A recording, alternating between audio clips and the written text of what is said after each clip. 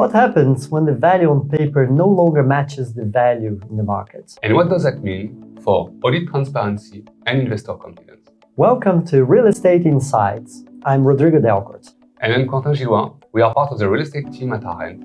And today, we are taking a closer look at a few valuation challenges that are keeping fund managers, auditors, and investors on their toes. Let's start with the valuation lag. Private real estate valuations are slow to adjust, so they reflect yesterday's reality.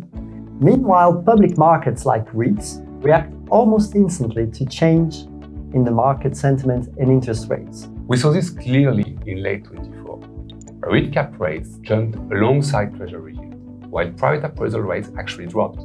That widened the gap between public and private valuation to 120 points. And from an audit perspective, this lag complicates the ability to assert a fair value, especially in volatile markets. Indeed. And now let's talk transaction volume, or rather the lack of it. We are still far from pre-COVID activity levels. Buyers and sellers can't agree, so only transactions with the highest quality assets are being completed. That's then skewing index-based valuations like MSCI, RCA, CPPIs, and leading to selection bias. Faced with this pressure, fund managers may defer markdowns, even though values have declined more than 20% since 2022. Auditors have to ask themselves whether we are seeing market reality or just managed optics. And then there is a cross-border valuation gap. MSCI data shows the US at an average gap of 6.8% between appraised and actual sales price, which is more than any other major market. And for global portfolios, this raised big questions about consistency and reliability of valuation methods used in different jurisdictions.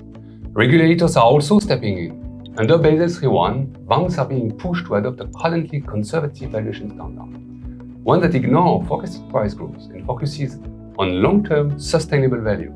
But that clashes with forward-looking nature of real estate investing. We now face a dual model of market value versus prudent value, with little consensus on how to reconcile the two. That's a challenge for both managers and auditors. Finally, the issue of liquidity. Several open-ended real estate funds have gated withdrawals, citing valuation uncertainty. However, this has the effect of eroding investor trust. And auditors must assess how valuation subjectivity and liquidity risks affect NAV reporting. When investors can't redeem, confidence in the underlying valuation can evaporate very fast. So, how can Arend help? Well, we support asset managers, institutional investors, and auditors in managing these valuation complexities. From regulatory interpretation through audit support and cross-border portfolio structuring, our integrated teams combine expertise to help you address valuation challenges with transparency and confidence. Thanks for watching, and don't hesitate to reach out to Arend.